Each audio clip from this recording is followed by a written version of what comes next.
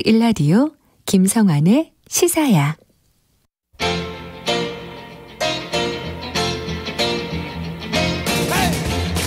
한 주 동안 있었던 뉴스 가운데 우리가 조금 더 깊이 들여다봐야 할 이슈를 짚어보는 시간입니다. 뉴스의 외전 늘 함께 하시는 패널 두 분 소개해드리겠습니다. 배종찬 인사이트K 연구소장 자리하셨습니다. 안녕하세요. 안녕하십니까. 김민하 시사평론가 모셨습니다. 안녕하세요. 안녕하세요. 네, 두 분 오실 때 비 꽤 많이 내렸죠? 네, 서울도 비가 많이 내리기 시작하더라고요. 네, 꽤 큰 우산을 들고 왔는데도 네. 가방이 젖을 정도로 비가 많이 오더라고요. 네, 오늘 밤 넘어가면서 내일은 더 많이 내릴 것 같다 이런 소식이 전해져서 좀 피해 없도록 좀 주의를 해야 될 것 같다 이런 생각이 들더라고요. 김민하 평론가도 우산 갖고 오셨죠? 저도 매우 큰 우산을 갖고 왔습니다. 작은 우산으로는 몸을 다 가리지 못하기 때문에 큰 우산을 가지고 다닙니다. 저는 큰 우산을 가져왔는데 왜 이렇게 작죠? 네. 아유, 뭐, 우람하시니까. 네. 좀 이 얘기부터 좀 해보죠. 문재인 대통령과 윤석열 당선인의 회동이 이제 지난 16일 원래 예정이 되어 있다가 4시간 전에 무산이 되는 사실 굉장히 이례적인 일이 발생했어요. 네. 그 이후에도 양측이 계속 좀 갈등을 하는 모습을 보이고 또 좀처럼 이제 회동의 어떤 실마리를 풀지 못하고 있는 상황인데요. 두 분은 왜 이런 상황이 빚어졌다고 보시는지 좀 진단을 한번 먼저 들어보고 싶습니다. 저는 한 3차원적으로 분석을 해보면 네. 갈등인 거죠. 이것 자체가. 그러니까 대선이 끝났는데도 네. 대선이 끝난 이후에 수습이 아니라 갈등이 불거지고 있다. 계속 사사건건 부딪힐 수밖에 없는 상황이거든요. 뭐 사면부터 시작해서 너무 많아서 저도 일일이 다 열거를 하지 못할 정도입니다. 지금 뭐 업무 보고받는 데서도 뭐 법무부 장관의 수사 지휘권 관련해서 또 서로 상충하고. 네. 그러니까 저는 갈등이 일단 전제되면은 대통령과 당선인 만남은 가지기가 매우 어려워지는 것이거든요. 이 갈등이 있고 이 갈등이 빚어진 가장 큰 이유는 저는 조건을 내걸고 있다는 겁니다.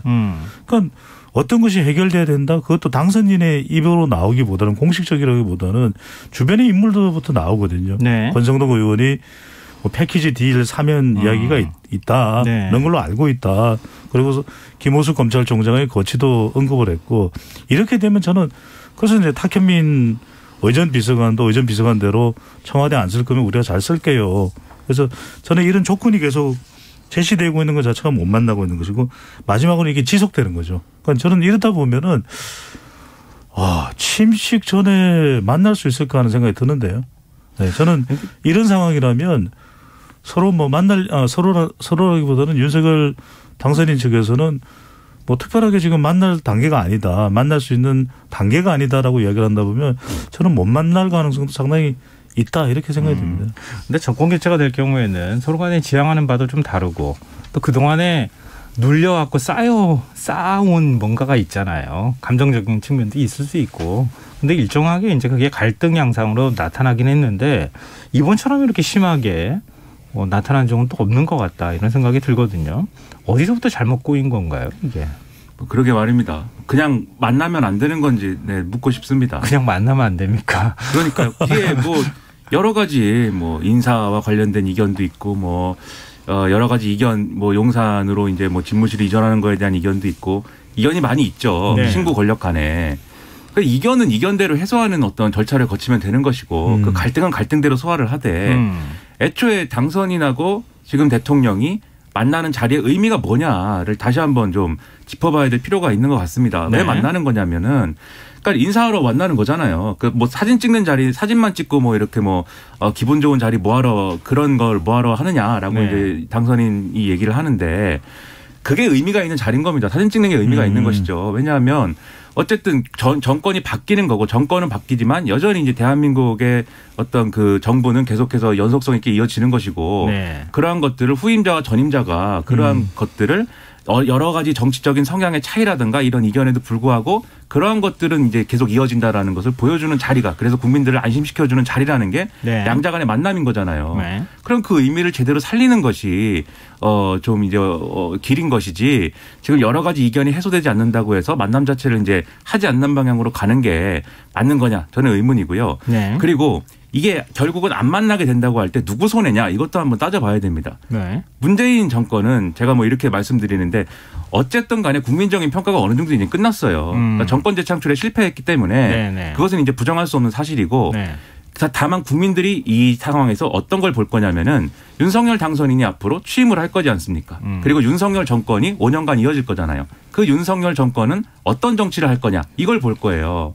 그런데 이렇게 국민을 좀 통합하고 국민들을 안심시키고 할 말은 하면서도 이렇게 또 합의할 수 있는 것은 합의해가는 이런 정치가 아니고 합의가 안 되면 아무것도 내주지 않는 이런 정치를 앞으로 하는 거 아니냐 이런 불안감을 줄 수가 있는 것이기 때문에 네. 만나지 않는 상황은 제가 볼 때는 오히려 윤석열 당선인에게 정치적으로 더 손해 아니냐. 저는 이런 생각이 들거든요. 그렇다고 하면은 이것을 어쨌든 풀 수 있는 방안을 서로 현명하게 마련할 필요가 있고 문재인 대통령은 어쨌든 무슨 조건이 필요하냐 회동하자 이렇게 얘기를 하고 있지 않습니까? 네네. 그런 점에서는 대의 명분을 가지고 그냥 좀 회동을 하는 방향으로 푸는 것이 맞지 않나 이런 생각입니다. 네. 문 대통령이 또 뭐 덕담을 나누는 자리라고 하는 표현을 사용하면서 그래도 좀 만나자 이렇게 얘기를 그렇죠. 했다가 또 당선인 측에서 막 반격을 또 하고 비판하는 모습을 보이게 됐는데 과거에 우리 대통령하고 당선인 만나는 모습 보면 당선인을 국빈급 예우를 해주잖아요. 네네.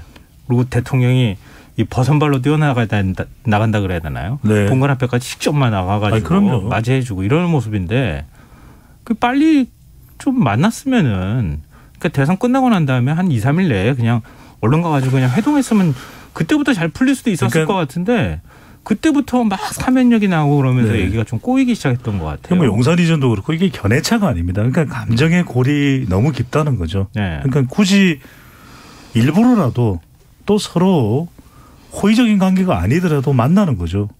왜냐하면은 정치인들은 꼭 호의를 가지고만 만나는 건 아니지 않습니까? 그렇죠. 더군다나 네. 역대 대통령과 당선인의 관계보다도 지금 윤석열 당선인과 문재인 대통령이 어떤 관계입니까? 정말 자천 또는 탄압 이런 수식어로 설명이 되든 윤석열 검사를 일약 서울중앙지검장으로 발탁하라고 검찰총장 자리에 앉힌 사람이 문재인 대통령입니다.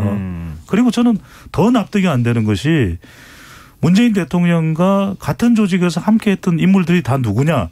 지금 인수위에 대거 포진하고 있거든요. 네. 안철수 위원장, 김한길 국민통합위원회 특별위원장, 김병준 지역균형발전특별위원장, 박주선 취임식 준비위원장. 저는 이분들이 강력하게 권고를 해야 된다고 봅니다. 그런데 일각에서는 권고를 했는데도 안 만나는 거 아니냐. 그럼 이렇게 되면 국민들은 어떻게 생각하겠습니까? 야, 사이가 안 좋아도 어떻게 당선인과 대통령의 회동조차 없는 상황까지 악화가 된 거냐. 국민들은 잠이 오겠습니까? 이런 정치적 스트레스에 저는 빨리 만나야 된다. 지금 일요일 오찬 어떻습니까? 네. 일요일 날 오찬을 해라. 저는 그러면 네. 하루 시간을 내서 두 분이 캠핑을 갔으면 좋겠습니다. 개들을 데리고. 그건요. 네. 그 좋은 방법인데요. 만약에 좀 쌓인 얘기도 좀 하고 저하고 김민하 고기도 같이 꺼먹고. 아니, 저하고 김민하 평론가 같이 아주 좋은 관계, 베프 관계 절친 사이라도 쉽지가 않은 건데 코도 골고 쉽지는 않아요. 당일치기로. 네. 좀 얼마나 만나는 모습을 일요일 바라는지 뭐 그런 걸 좀 유머스럽게 얘기를 해주신 걸로 생각이 되는데요. 지금 이제 원래는 여러 가지 뭐 인사 뭐 여러 가지 의제를 놓고 서로 간에 합의가 안 됐다. 한국은행 네. 총재 문제 가지고 좀 갈등이 빚어지기도 하고 그랬었는데요. 지금 상황은 또 달라졌잖아요. 그러니까요. 북한이 대륙간 탄도미사일을 쏘고 있는 상황이고 뭐 NSC 회의가 막 열리고 일종의 좀 위기 상황이라도 볼 수 있잖아요. 근데 서훈 국가안보실장을 대통령이 윤석열 당선인 만나가지고 브리핑해줘라 이렇게까지 얘기를 했다고 하는 거 아니에요? 네. 이게 혹시 그동안에 좀 꼬여서 못 만나는 이게 사실 좀 체면도 있고 명분도 있는 거니까 양쪽에서 좀 만날 수 있는 그렇죠. 하나의 계기로 작용할 수 있을까요? 저는 이 계기를 살려야 돼요. 지금 왜냐하면 대통령은 공을 내밀었잖아요.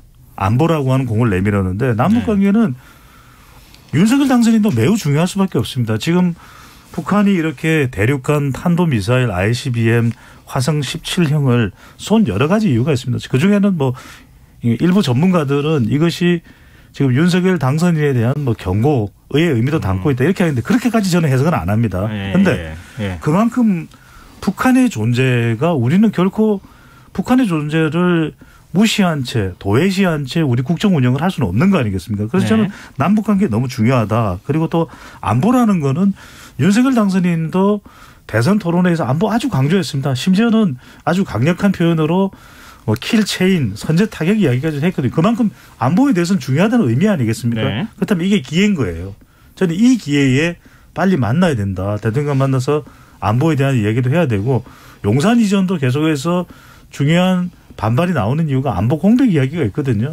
이걸 계기로 해서 만날 수가 있는 거죠. 이걸 잡으면은 윤석열 당선인은 그래도 안보라고 하는 중요한 의지 앞에 국민들 생각하면서 여러 복잡한 문제 있지만 그걸 선택하는 그래도 윤석열 당선인이구나 라는 평가는 가능해지는 거죠.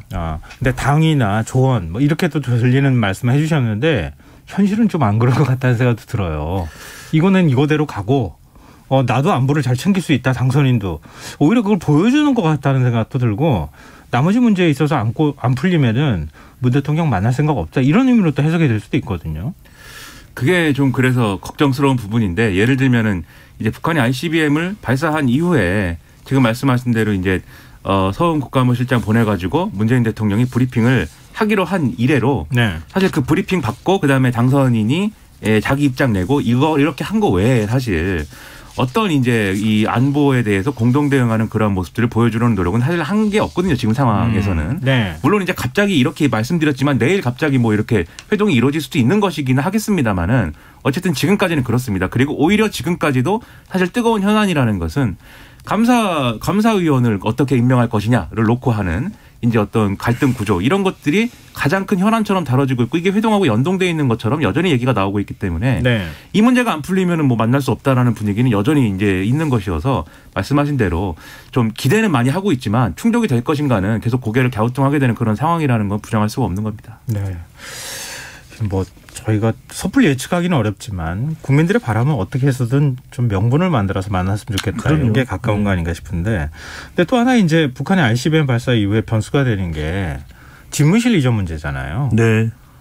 우리나라의 모든 상황이 사실은 청와대에 있는 뭐 흔히들 요즘에 벙커 얘기 자꾸 하고 있는데 국가위기관리센터로 다 모이는 거잖아요. 그렇습니다. 근데 통이동 그 인수위 집무실을 그대로 쓰겠다 이렇게 얘기를 하고 있고 또 국가위기관리센터를 위기 상황에서는 쓸 수 있다 이런 얘기가 나오더니 이제는 국가 지도 통신 차량을 이용하겠다. 이 대통령이 지방의 일정을 소화할 때 대통령을 수행하면서 따라다니는 있습니다. 일종의 작은 상황실 같은 건데 그거를 쓰겠다 이렇게 얘기를 하고 있거든요. 이 얘기는 이런 지금 ICBM 쏘고 이러는 거하고 별로 영향이 없다고 봐야 되나요? 뭐 지금 집무실 이전 문제하고는? 아니 관련이 있죠. 왜 관련이 없겠습니까? 그만큼 당선인 측이 나는 그런 데 있어서 뭐 전혀 청와대 들어갈 생각이 없다. 문재인 대통령 안보 공백을 우려하면서 얘기는 하고 있지만 그하고는 상관없다. 이런 식의 태도잖아요. 지금은. 그러니까 이것이 이른바 우리가 일반적이거나 또는 정상적이거나 또는 매뉴얼에 맞는 그런 대응과는 다르다는 겁니다. 그러니까 이제 안보 공백 이야기하는 부분에 대해서도 절충을 하고 협의를 해야 되는 부분인 거죠. 그러니까 무조건 나는 절대로 청와대에 들어가지 못하니까 모든 걸 그 기준에 의해서 맞추겠다. 그러면 그거는 국군 최고 통수권자로서의 인식은 아닌 거죠.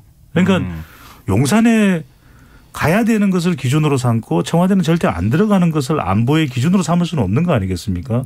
그러면 통이동 인수위 집무실에서 계속 있는 것을 또 고수한다면 적어도 이런 북한의 미사일 사태가 발생하면 어딘가로는 가서 국가재난위기관리센터에서 논의를 해야 되는 거 아니겠습니까? 그렇죠. NSC에서. 상황 보고를 받고 해야죠. 여전히 청와대를 이용해야 되는 거죠. 때의 경우에 따라서는 긴급하게 당선인이 대통령 임기가 시작됐을 때 이동해야 된다면 헬기를 이용해야 되는데 어디서 이용을 하겠습니까? 그렇다면 그것도 역시 마찬가지로 청와대를 이용할 수밖에 없는 것이기 때문에 저는 이게 국민들은 합리적인 것에 좀 더 수용 가능성이 높은 것이지 이걸 무조건 하나의 기준을 놓고서 확정적으로 판단하고 고집을 할 이유는 없는 거죠. 근데 당선인의 의지가 워낙 강하기 때문에 청와대에 한 발도 들어놓지 않겠다고 하는 게 지금 당선인의 의지잖아요. 그렇기 때문에 사실 이런 문제가 계속 발생하고 있는 것이라고 보이는데 결국은 이런 뭐 ICBM을 쏘고 그다음에 무슨 또 도발이 있을지는 알 수는 없으나 그런 상황이 집무실 이전 문제는 별 영향을 끼치지 않을 수 있다. 지금 이제 영향을 줄 수 있으니 그것도 입장을 조금 좀 속도 조절을 한다거나 이렇게 할 필요가 있다 이렇게 말씀해 주셨는데 김민하 평론가는 어떻게 보세요? 저도 마찬가지 생각이죠. 그러니까 4월이 사실 좀 쉽지 않을 거라고 생각을 합니다. 4월에 한미 군사훈련도 해야 되고. 네, 군사연습도 있고. 근데 지금 이제 ICBM 이 발사 시험을 하고 있기 때문에 어떤 그냥 뭐 이렇게 폰만 잡는 훈련을 할 수 없는 거죠. 지금 상황이. 네. 그리고 또 4월이라고 하는 시간표에는 북한 사람들이 이른바 태영절이라고 부르는 김일성의 생일이 있습니다. 또. 네.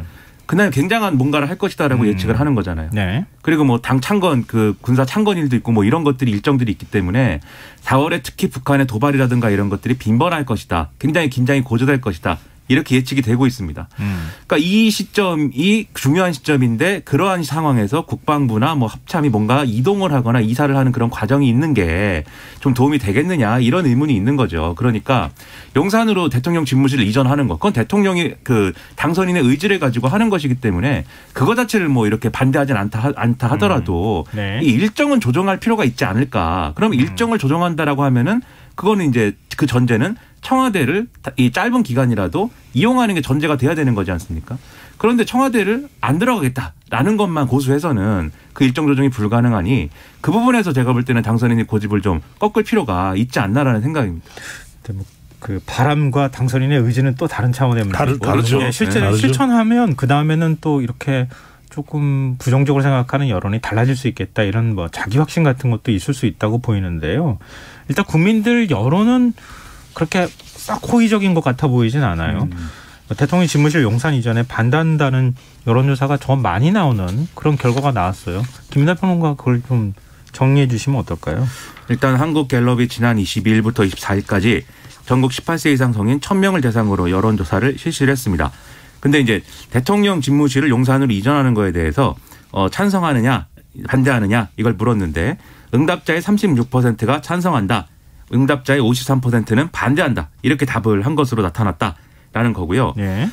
그리고 이제 비슷한 여론조사 또 있는데 KBS가 한국리서치에 의뢰해서 지난 23일부터 이틀간 전국 만 18세 이상 남녀 1000명에 대해서 유무선 전화면접 방식으로 조사한 결과를 보면은 이 용산 국방부 청사로 대통령 집무실을 이 취임에 맞춰서 이전한다라는 윤석열 당선인의 계획에 대해서 반대한다라는 의견이 응답자의 53.8%였고 찬성한다라는 의견은 응답자의 40%였습니다. 그러니까 이걸 볼 때 충분한 어떤 국민적인 공감대가 만들어져 있다라고 보기는 좀 어렵지 않겠느냐라는 해석이 가능한 것이죠. 네, 이 자세한 내용은 중앙여론조사 심의위원회 홈페이지하고 그다음에 한국갤럽 홈페이지 그리고 여론조사 그 기관의 홈페이지나 이런 데 들어가시면 확인하실 수 있습니다. 뭐 이거에 대해서는 앞서 다 얘기 나왔으니까 네. 국민 여론이 뭐 어떻게 됐다 일단 확인하는 정도로 우리 얘기를 하고요. 이 부분은 조금 말씀을 드려야 네. 될 것 같아요. 왜냐하면 지금 이전 반대의 목소리가 더 높지 않습니까? 네. 근데 이제 이전 찬성 여론도 있는데 대체적으로 이제 보수 진영이나 국민의힘 네. 지지층인데 네. 그렇다면 결과에 찬성과 반대의 결과를 갈라놓은 건 누구냐? 중도층입니다. 네. 아직 윤석열 당선인이 취임 전이거든요. 네. 그렇다면 지금 취임 직후에도 대통령 국정수행을 평가할 때 중도층이 얼마나 중요하겠습니까? 이번 대선 결과도 반으로 나누어져 있기 때문에 그러면 이런 의견을 여론을 수렴하는 태도가 필요한 거죠. 왜냐하면 찬성도 있고 반대도 있는데 그러면 중도층까지도 반대하는 이유가 뭘까? 그렇다면 이들의 이유를 좀 잘 확인을 하고 그것을 어떻게 하면은 굳이 이제 끝까지 용산으로 가야 된다고 의지가 있으면 국민들은 설득해야 되는 거지 않습니까? 국민들에게 그렇죠. 그러면 정치 국민들은 반대의 목소리가 있는데 상관없어요. 난 국민 상관없어요. 난 그냥 알아서 갈 거예요. 이건 아니거든요. 왜냐하면 당선 1승도 국민만 바라보고 국민의 뜻을 쫓아가겠다고 했던 것이 윤석열 당선인이라면 지금 중요한 건 적어도 어느 한쪽에 서 있지 않는 이 중도층의 여론이 왜 이럴까 이걸 감안해야 되는 거죠. 네. 뭐 당선인 측에서 좀 유념해야 될 부분이 아닐까. 왜냐하면 집권 초기잖아요. 네. 국민 여론 지지도가 높아야지 국정 운영 동력이 생기고 그럼요. 추진력이 생기는 거니까 아마 당선인 쪽에서도 그런 부분에 대한 여러 가지 좀 고민이 있지 않을까 그런 생각이 들긴 합니다. 근데 이 사실 집무실 이전 문제 많이 가려진 측면은 있지만 인수위원회가 계속 지금 부처로부터 업무 보고 받잖아요. 네. 그 정책을 좀 만드는 작업을 하고 있는 건데 여성가족부 업무보고를 오늘 받았어요. 근데 여가부 폐지는 이미 확정됐다. 이런 입장을 밝히고 있는 상황이거든요. 지금 일종의 이제 공약을 실천하는 거라고 또 해석할 수도 있겠지만 역으로 보면 또 반대하는 여론도 만만치 않은 상황이어서 이런 인수위의 태도 어떻게 평가하시는지 말씀 간단하게 좀 들어보고 싶네요. 여가부 폐지 말씀하시는 네네. 거잖아요. 저는 이 부분을 말씀드리기 이전에 국민의힘에서 당 내에 여성국을 없애겠다고 발표했는데 저는 이건 아무리 이해를 하려고 해도 납득이 가지가 않거든요. 왜 그러냐면 여성국이라는 것이 남성국은 따로 없는데 여성국이 있다 보니까 남성들이 역차별을 받고 있다. 그래서 여성국은 당 조직에서도 당 구성에서도 아예 없애버려야 되겠다. 이렇게 인식을 했을까. 저는 이해가 안 되는 게 지금 우리가 그냥 보편적으로 일반적으로 생각해도 여성들의 현실 정치 참여 비율이 상당히 낮은 편입니다. 그런데 이 여성들의 참여를 높이기 위해서 여성국이 만들어져 있는 것이고 특히 여성의 정치 관심을 높이면서 지지를 더 끌어들이고 이들이 실제로 현실 정치의 지도자로 나갈 수 있도록 참여할 수 있게끔 만들어주는 것이 공천 이제 받게끔 하는 것이 또 여성국의 역할이 될 수 있는 것이고 네. 더 중요한 것은 이걸 통해서 이제 여성들의 좀 부족한 지위 또 거늘진 지위가 있다면 가려진 지위가 있다면 그 지위를 부각시키려고 하는 의미인데 제가 말씀드린 것 중에서 단 하나라도 나쁜 게 있습니까? 이해하지 못하시는 부분이 있으면 그럼 저는 이거는 그대로 계속 존중하고 운영을 하면 될 일인데 네. 이게 과연 여성가족부 폐지와 또 남녀 간의 서로 간의 남혐, 극혐 이런 이 젠더 갈라치기하고 무슨 상관이 있는지 저는 납득이 안 가거든요. 네네. 네. 김민하 평론가는. 저는 뭐 제 개인의 의견은 여성가족부 폐지에 반대하는 의견인데 근데 어쨌든 윤석열 당선인은 그것을 내걸고 공약을 하고 당선이 된 거 아니겠습니까? 네. 그런 입장이라고 하면은 뭐 그냥 여가부 폐지는 포기하시오 뭐 이렇게 얘기하기는 쉽지 않은 거예요. 그건 어려운 일이죠. 네. 그런데 그러면 어떻게 그러면 폐지라는 것이 실질적으로 어떤 계획을 가지고 나오느냐를 우리가 지켜보고 평가를 해야 될 것 같은데 문제는 아직까지도 구체적으로 그 여가부 폐지가 뭐냐라는 거에 대해서는 제대로 계획이 나오지 않았습니다. 선거 기간에도 그게 구체적으로 뭘 의미하는 건지가 설명이 안 됐고요. 네. 윤석열 당선인이 여가부 폐지가 필요하다고 주장하는 맥락은 그런 거지 않습니까? 과거에는 이제 여성 일반의 지위가 많이 낮았기 때문에 그렇기 때문에 여성가족부라는 어떤 틀, 특히 여성부라는 틀을 통해서 지위를 향상시킬 필요가 있었는데 이제는 그렇다기보다는 여성이라는 어떤 집단이 어떤 지위가 낮다기보다는 그 중에 어떤 개인들이 불이익을 보고 있으니 꼭 여성가족부라는 틀이 아니더라도 그러한 개인들의 어떤 불이익을 구제해 줄 필요가 있다고 하면 거기에 맞춰서 하면 된다. 뭐 이런 논리인데 이 논리가 맞으려면은 두 가지 전제가 있어야 돼요. 첫째로 여성가족부가 존재하기 때문에 그 개인들의 권리 구제가 뭔가 방해가 되고 있는가. 그걸 설명을 해줘야 됩니다. 여성가족부의 어떤 업무 때문에 그런 일이 발생하고 있다는 건지. 네. 근데 그런 설명은 저 들어본 적이 없고 두 번째로 여성가족부가 아닌 뭘 하면은 그러면 개인의 권리 구제에 더 여성가족부가 있는 것보다 더 나은 결과가 나오는 거냐. 여기에 대한 비전과 계획을 보여줘야 되는데 앞서 말씀드렸듯이 그것도 지금 없어요. 그러면 당연히 국민들 입장에서는 설득이 안 되죠. 그래서 앞으로 이 계획을 잘 밝히고 잘 설명을 어떻게 하느냐가 이 공약을 지킬 수 있는 환경이 조성되느냐 아니냐가 갈릴 거라고 생각합니다. 네, 알겠습니다. 지금 뭐 인수위 얘기를 쭉 저희가 앞서 했는데요. 일단 민주당 얘기도 좀 해봐야 되니까 일단 인수 얘기는 여기서 좀 마무리하도록 하겠습니다. 할 얘기가 많은데. 지금 여러분께서는 KBS 라디오 김성환의 시사회를 듣고 계십니다. 뉴스의 외전 김민하 시사평론가, 배종찬 인사이트 K연구소장 두 분 패널과 함께하고 있습니다.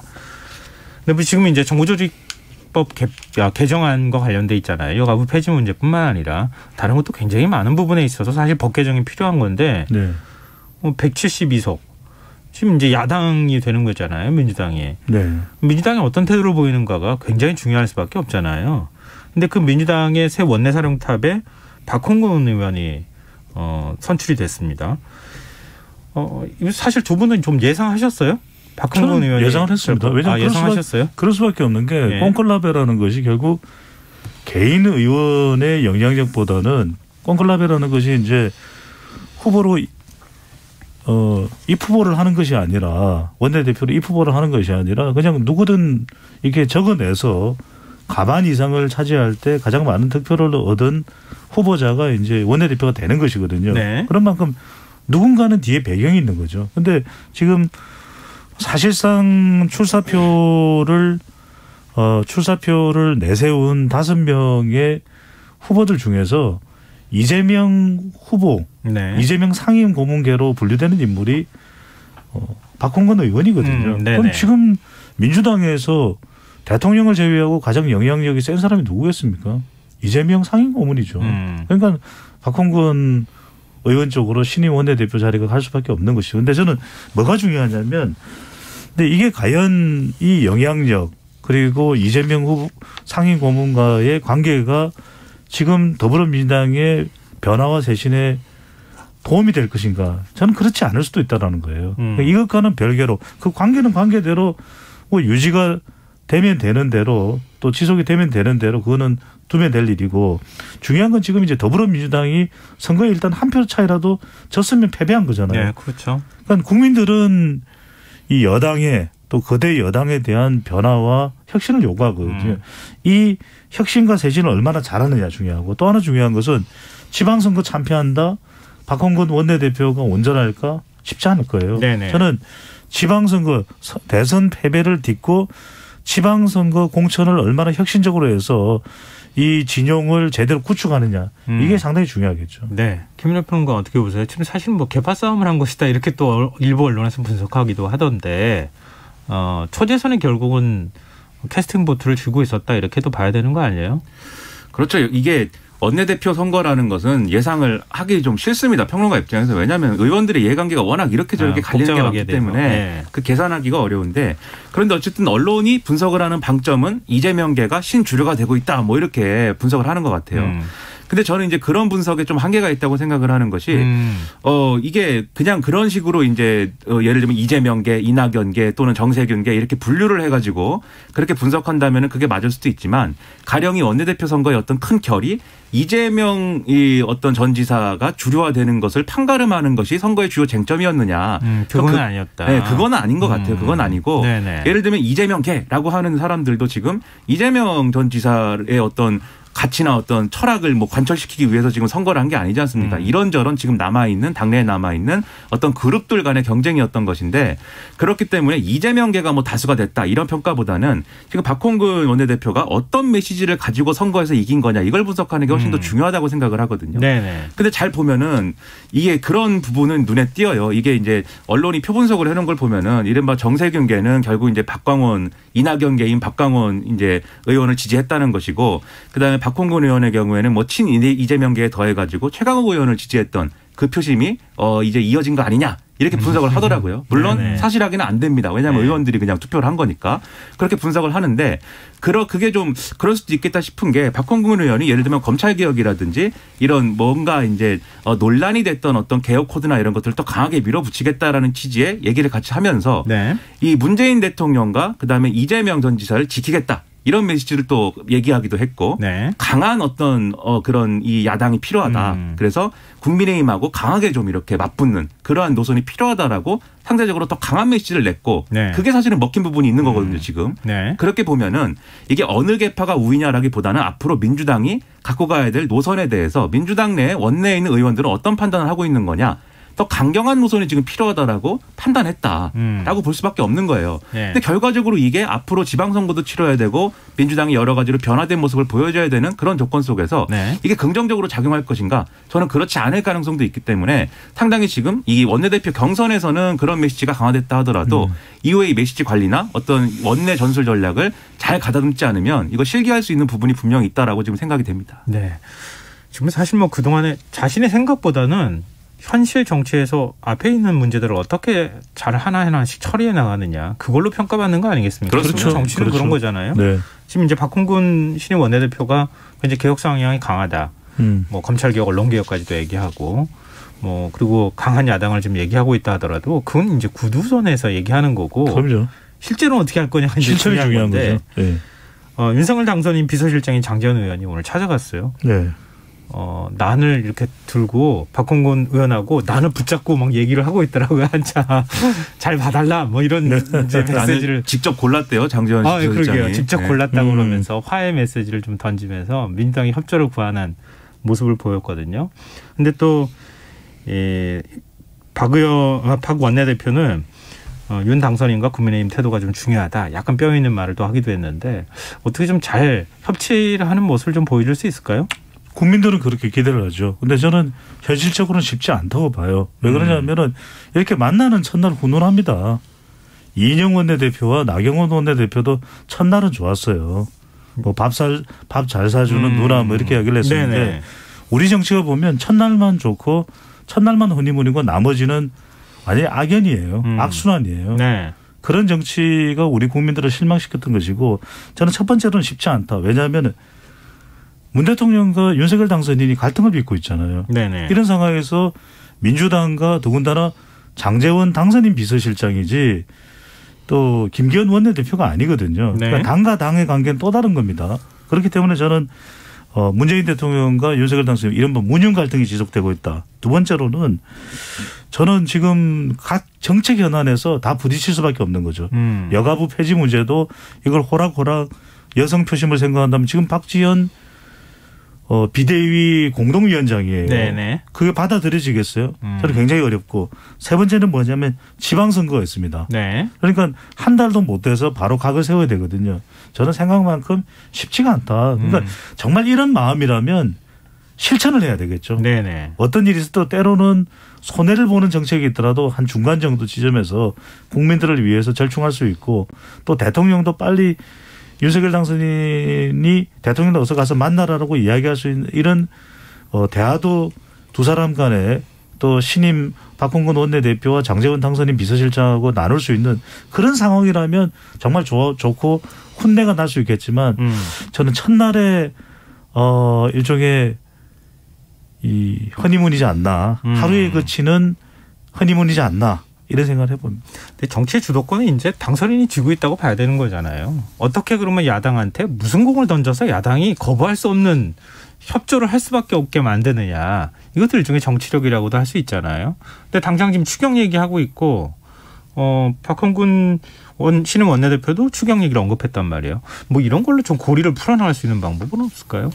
그래야 되겠죠. 근데 또 당장 추경 액수를 놓고 또 서로 말이 달라가지고 그런 것들이 좀 걱정스러운 부분이 있는데 그러니까 쉽게 얘기하면 지금도 싸우고 있고 앞으로도 싸울 일정만 있어서 당장 사이가 좋아지기 어려울 것이다. 이제 이렇게들 이제 보는 거지 않습니까? 그래서 네. 그 부분이 저도 마찬가지로 걱정스러운 대목입니다. 근데 싸우는 것이 예정돼 있고 싸울 땐 싸우더라도 또 지금 말씀하신 대로 어느 부분에서는 협조하고 풀어주는 모습을 반드시 보여줘야 됩니다. 이게 그래서 싸우는 것은 불가피하다 할지라도 억지로 싸우는 모습, 싸울 거리를 스스로 만드는 모습, 이 서로 시비를 거는 모습으로 귀결되면 안 되는 것이기 때문에 네. 이 부분에서는 양쪽 모두의 노력이 필요하다고 보는데 그래서 당선인 윤석열 당선인과 지금 이제 국민의힘도 어느 정도 지금 이제 어쨌든 퇴임을 하는 문재인 대통령과 이런 부분에 대해서 배려를 하는 모습을 나름대로 보여주고 존중을 하는 모습을 보여주면서 이 말씀하신 추경이면 추경 또는 뭐 이 ICBM 대응이면 대응 이런 것들을 풀어나가야 될 것으로 보이고 이거는 다수 의석을 가지고 있기 때문에 더불어민주당도 마찬가지예요 사실. 지금 그렇죠. 모든 거를 윤석열 네. 당선인과 인수위가 하는 일에 대해서 모든 걸 어깃장 놓고 모든 걸 반대하고 모든 걸 발목 잡는다. 네. 이런 평가를 받게 되면 이거는 큰 어떤 이 난감한 어떤 그런 상황에 부딪힐 수가 있습니다. 그래서 제가 볼 때 협력할 수 있는 것은 전폭적으로 협력해 준다라는 어떤 강한 메시지가 필요합니다.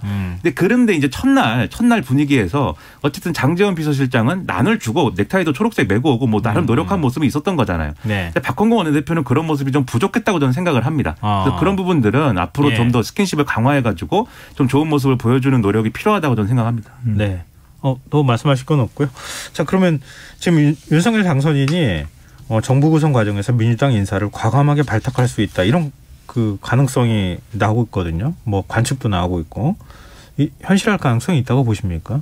민주당 인사 범위가 어디까지예요? 이것도 사실 규정해야 될 것 같긴 한데. 인수위에는 민주당 출신 인사들이 있지 않습니까? 네. 박주선 취임식 준비위원장도 있고 네. 김한길 전 대표도 있고 그 민주당 소속은 아니었던 것으로 알고 있는데 참여정부의 정책실장을 청와대 정책실장을 맡았던 김병준 지역균형발전 특별위원장도 있고 근데 저는 다른 이야기 하기 전에 좋습니다. 검토하고 이것이 통합 협치 소통의 수가 있거든요. 좋은데 네. 이 모든 것 이전에 빨리 해동부터 먼저 하십시오. 그러니까 네, 알겠습니다. 이건 뭐냐면 네. 우리가 정말 중요한 건 앞에 두고 있는데 그걸 보지 않고 다른 걸 먼저 챙기겠다고 이야기하면은 그만큼 이게 우리가 합리적으로 설득력 있게 와닿지가 않거든요. 네. 그러니까 문재인 대통령 만나서 윤석열 당선인이 민주당 인사도 좀 추천해 주십시오. 정말 저는 통합해서 좀 더 소통 잘하는 그런 자기 대통령이 되고 싶습니다. 그럼 얼마나 훈훈합니까? 네네. 국민들은 네. 그런 모습에 박수 치는 거죠. 네. 김민하 평론가. 이게 모든 사실 정권 초기에 이런 어떤 탕평 인사 이런 얘기를 또 하지 않을 수 없는 국면들이 있는 것 같아요. 근데 잘 안 됩니다, 현실적으로. 왜 안 되냐면은 이게 당연히 이제 민주당 인사를 주요 이제 어떤 포스트에 예를 들면 장관이라든지 뭐 이런 데 앉히겠다라는 계획이 또 자기 정파 내에서 반대에 부딪히는 경우가 비일비재한 게 첫 번째로 있고, 두 번째로 이게 대립적 구도가 상황이 이루어져 있는 상황 속에서는 민주당 인사가 설사 국민의힘에서 그렇게 합시다. 민주당 인사를 그러면 좀 중한 자리로 가져옵시다. 이렇게 얘기를 한다 하더라도 그걸 받아들이는 사람이 받아들이기가 어려워요. 결국 배신자 되는 거 아닙니까? 네. 그래서 이거를 실제로 할 의지가 강하다고 하면은 큰 그림부터 정리를 해줘야 돼요. 그래서 이 통합적으로 국정을 운영할 것이고 국민 통합을 위해서 이 정파적인 이해관계에 얽매이지 않겠다라는 비전을 윤석열 당선인이 보여주면서 그 비전에 맞는 여러 가지 정치 일정들을 수행하면서 손을 내밀어야 그게 명분이 실리고, 명분이 있어야 사실은 이 참여할 수가 있는 거거든요. 민주당의 합리적인 인사라고 누군지 모르겠으나 네네. 그런 분들도. 근데 지금처럼 대립적 구도로 가는 상황에서는 그 현실적으로 쉽지 않을 것이다라고 저는 생각합니다. 네, 알겠습니다. 좀 얘기를 여기서 마무리해야 될 것 같습니다. 이제 저희가 앞서 프로그램 시작하면서 지금 강풍 풍랑특보 예비특보 발효된 곳들도 많고 지금 기상 상황 심상치 않다 이렇게 말씀드렸는데요. 강보현님, 여기 대구인데 2시간 전부터 비가 조금씩 오고 있는데 바람은 많이 불고 있다고요. 네. 4100님, 부산 서면에는 아직 비는 오지 않고 있는데 강풍 분다고 해서 걱정이다. 7101님, 충남 공주인데 7시부터 비가 내리기 시작했는데 지금 장대비가 내리고 있다 이렇게 소식 알려주셨어요. 지금 재난 속보도 좀 알려드리겠습니다. 오늘 밤 10시 30분을 기해서 검은도 초도 지역에 강풍 경보, 제주도 동부 지역에 호우 경보가 발효됐습니다. TV, 라디오, 스마트폰 등을 통해 내가 있는 지역의 기상 상황을 계속해서 알아보고 피해 없도록 유의하시기 바랍니다. 가실 때, 네. 돌아가실 때 조심하시고. 해안가에 조심을 해야 된다고. 너울성 파도가 치면 산에도 위험할 수도 있을 것 같고. 날씨 네, 평론가 좋은 말씀 감사합니다. 네. 청취자분들도 지금 피해 없도록 조심하시고요. 문자 기상 상황 계속 저희에게 알려주십시오. 오늘 뉴스와 외전 여기까지 하겠습니다. 지금까지 김민아 시사평론가, 배종찬 인사이트 K연구소장 두 분과 함께했습니다. 오늘 말씀 고맙습니다. 고맙습니다. 감사합니다.